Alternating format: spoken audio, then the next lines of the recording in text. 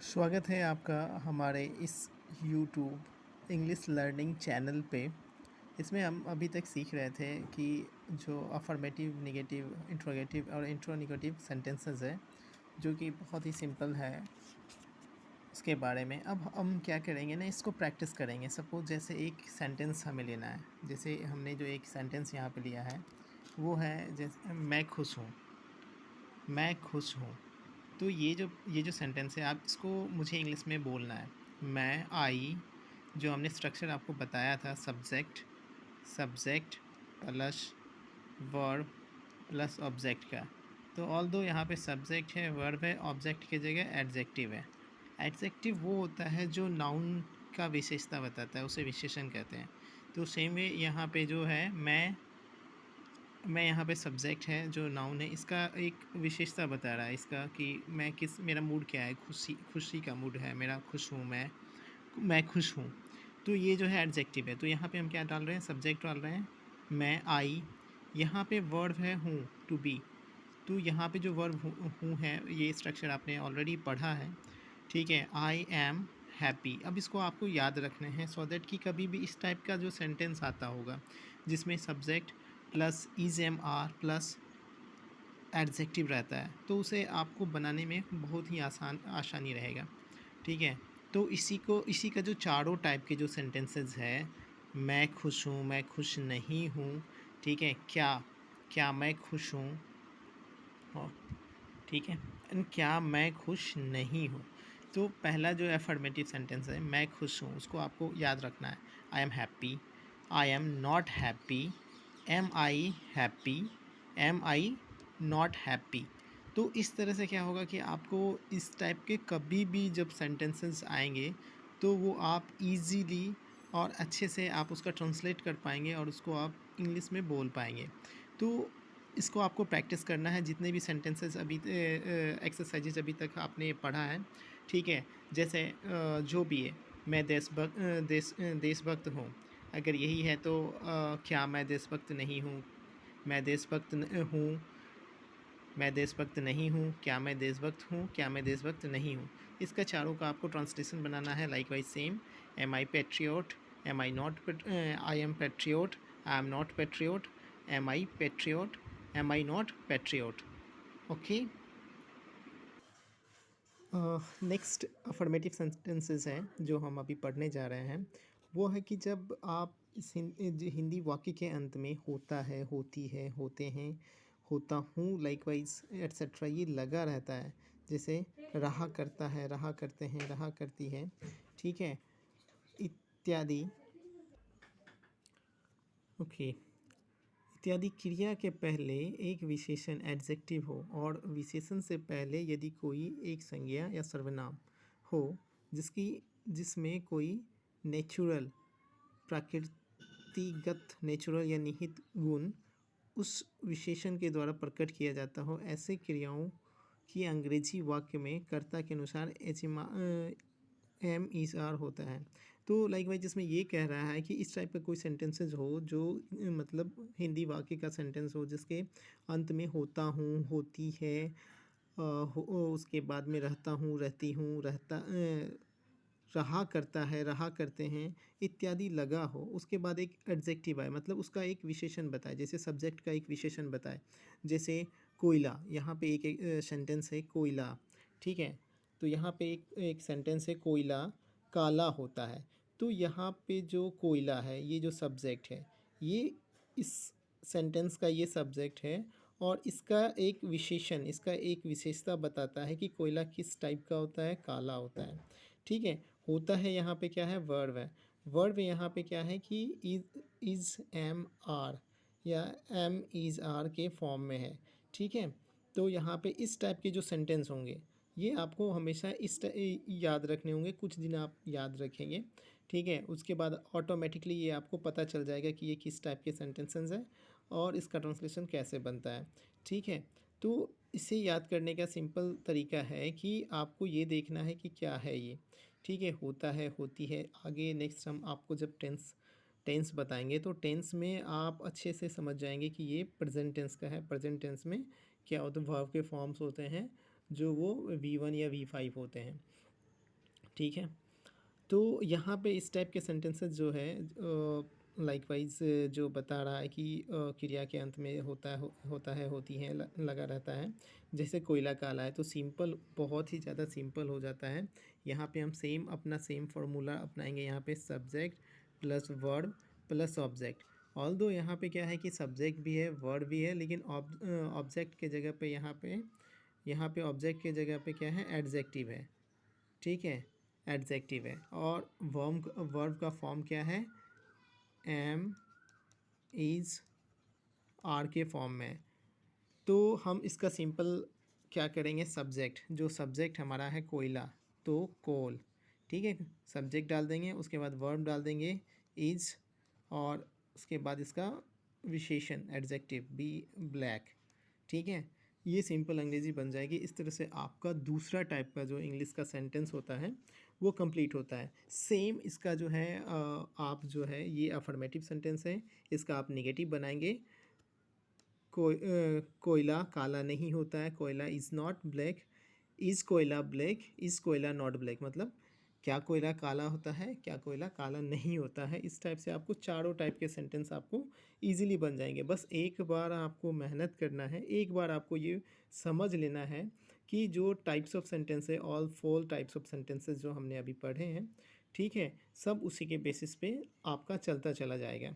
ठीक है, like wise हम यहाँ पे एग्जांपल देते हैं, चीनी मीठी होती है या लगती है, तो सेम यहाँ पे चीनी का हो जाएगा शुगर। ठीक है, और इज़ एम आर यूज होगा तो यहाँ पे क्या होगा, ईज होगा, क्योंकि एम इसलिए नहीं यूज होगा क्योंकि यहाँ आई नहीं है, तो एम यूज होगा नहीं। ठीक है, और आर तब यूज होगा जहाँ यहाँ पे प्लुरल जो सब्जेक्ट होगा वो प्लुरल फॉर्म में होगा, तो वहाँ पे आर लगेगा। ठीक है, तो यहाँ पे चीनी क्या है, ये सिंगुलर है। थर्ड ये जो है आपका क्या है, सिंगुलर सब्जेक्ट है। ठीक है, जिसको आगे आप पढ़ेंगे तो इसमें समझ में आएगा। एक टाइप का यहाँ पे सब्जेक्ट होता है जिसको जिसको हम अनकाउंटेबल नाउन और नाउन पढ़ेंगे तो उसमें पढ़ेंगे कि जो सब्जेक्ट यहाँ पे जो है ये अनकाउंटेबल नाउन है जिसको हम काउंट नहीं कर सकते हैं, तो उस फॉर्म में है, तो यहाँ पे ये सिंगुलर होगा, तो सेम इसका क्या बनेगा, शुगर इज़ स्वीट। ठीक है, नेक्स्ट है दोपहर का सूर्य गर्म होता है। तो अब यहाँ पे देखेंगे कि यहाँ पे क्या गर्म क्या होता है, दोपहर का सूर्य, तो सूर्य यहाँ तक सब्जेक्ट हो गया, दोपहर का सूर्य, तो इसका क्या हो जाएगा, मिड डे सन। ठीक है, तो मिड डे सन क्या होता है, ये सब्जेक्ट हो जाएगा, मिड डे सन सब्जेक्ट हो जाता है, होता है ईज हो जाएगा सेम वे, एंड गर्म का हो जाएगा हॉट और लाइकवाइज। ठीक है, तो यहाँ पे क्या हो जाएगा, the midday sun is hot. ठीक है, आदमी मरणशील होता है, सेम वे यहाँ पे क्या होगा, मैन सब्जेक्ट हो जाएगा, और होता है का क्या होगा, ईज हो जाएगा यहाँ पे, और मरणशील का क्या होता है, मोर्टल।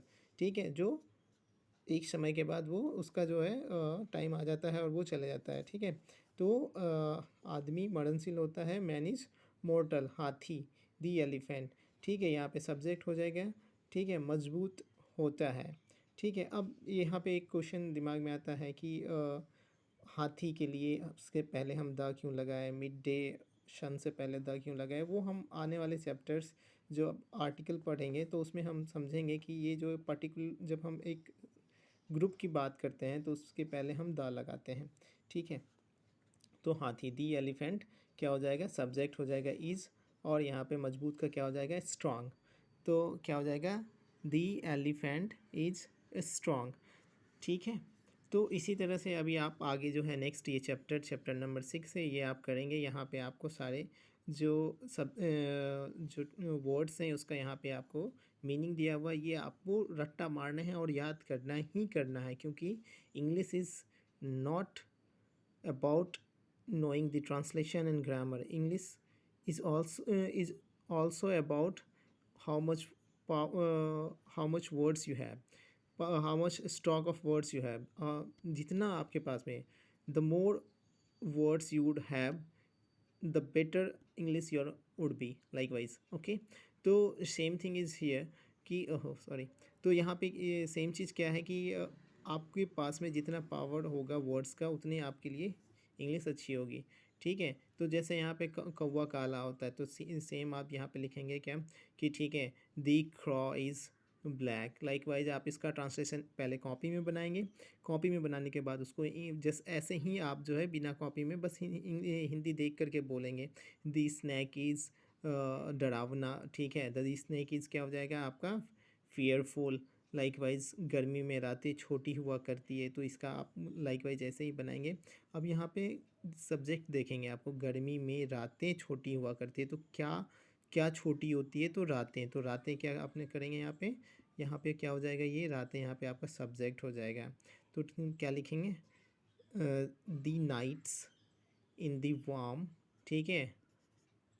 दी नाइट इन दी, जो गर्मी का आपको है समर डाल देंगे, ठीक है। Nights the night in the summer, ठीक है। The night in summer is क्या होगा, छोटी, स्मॉल, शॉर्ट। लाइकवाइज आप यहाँ पे डाल देंगे, ठीक है। इस तरह से आप जो है सेंटेंसेस बनाते जाएंगे, जिससे क्या होगा कि आपका ये एक्सरसाइज कंप्लीट हो जाएगा।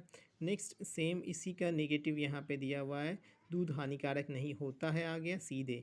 यहाँ पे आप बोलेंगे the milk is not injurious, ठीक है, और मतलब हार्मफुल, ठीक है। ओके, यहाँ पे इसी का बस जस्ट निगेटिव सेंटेंसेस आपको बनाने हैं, निगेटिव बनाने हैं। उसके बाद आपको यहाँ पे इंट्रोगेटिव बनाने हैं, इंट्रोगेटिव के बाद इंट्रोगेटिव और निगेटिव आएगा, ठीक है। इसके बाद में आपका नेक्स्ट क्या आ जाएगा, इंट्रोगेटिव एंड निगेटिव आ जाएगा, निगेटिव इंट्रोगेटिव सेंटेंस आ जाएगा, ये हो जाएगा। इस टाइप से आपका ये आज एक और एक्सरसाइजेज, एक अलग तरह का जो आपका जो ट्रांसलेशन होता है वो कंप्लीट होता है, जिससे आप बहुत अच्छा इंग्लिश आगे आने वाले समय में आप अच्छे सीख जाएंगे, ठीक है। आपको इंग्लिश स्पीक करने में दिक्कत नहीं होगी, इंग्लिश बोलने में दिक्कत नहीं होगी, इंग्लिश आपको पढ़ने में दिक्कत नहीं होगी, और आप जो है आराम से इंग्लिश पढ़ सकते हैं, लिख सकते हैं, बोल सकते हैं।